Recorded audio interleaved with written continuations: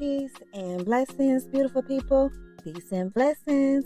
This is Empress Imani, and welcome to this episode of Sacred Love Lessons. You must create a space for the good you desire. Bob Proctor. If this is your first time here, I am Empress Imani, inspirational teacher of Sacred Love Lessons. I help women to honor the love within so they too can manifest the life of their dreams. We're in season 4, The Art of Being You, 46 Laws of Spiritual Power, and today we're covering Law 10, Give and Receive. There is a divine circulation flowing through you. This life force energy can be transmuted into different forms by your every thought and act. For example, love, light, joy, time, money, energy, happiness, things, you name it. It can be transmuted.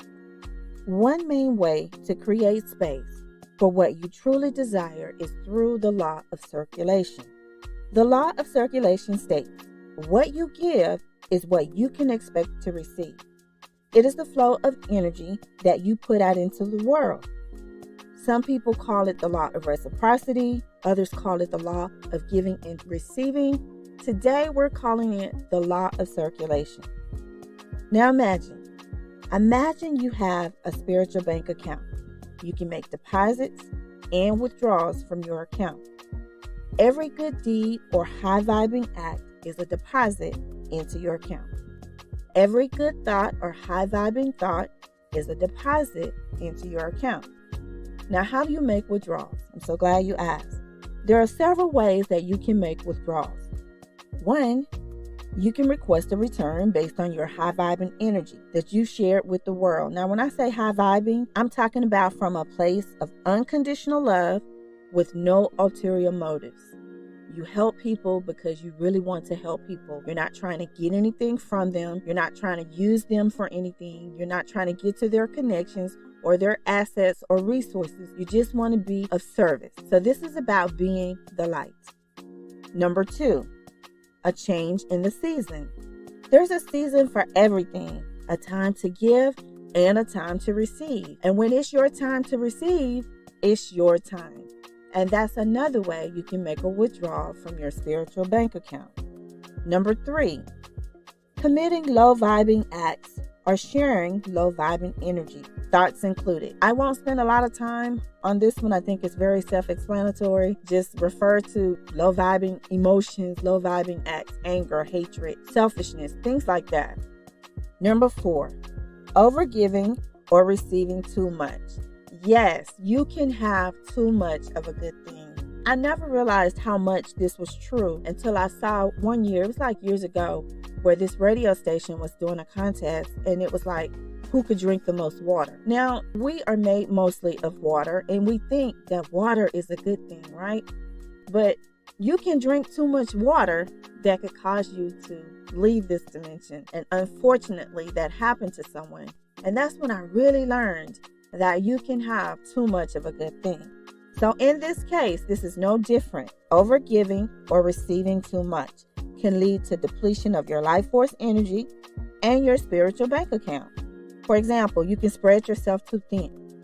If you spread yourself too thin, that could lead to burnout. It could lead to physical, emotional, or mental disease. If you have too much, you could easily get into hoarding or addiction, which could also lead to a depletion of your life force energy and your spiritual bank account. When you make withdrawals, the energy will come from another person. That's how this universe works. Everything is energy. Your thoughts, your actions, things, everything. People, we are energy. Money is energy. All of your blessings will come through a person. However, this may or may not come from the person that you bless. So say, for example, think about the pay it forward paradigm. A person buys you a coffee, and then in turn, you give the person behind you a coffee. So each person is blessed, but it does not come from the person that they blessed. It's like a chain reaction. It could, but it does not necessarily have to come from the person that you sow into. Your return is directly proportional to your giving when it is unconditional and from the heart. Now, you can also leave a legacy with your spiritual bank account. You can leave your spiritual bank account to your family, your bloodline, and your soul tribe. Just imagine how you leave a physical 3D bank account, right? You open a bank account. When you open the bank account, they ask you to fill out a POD card. That's a payable on debt.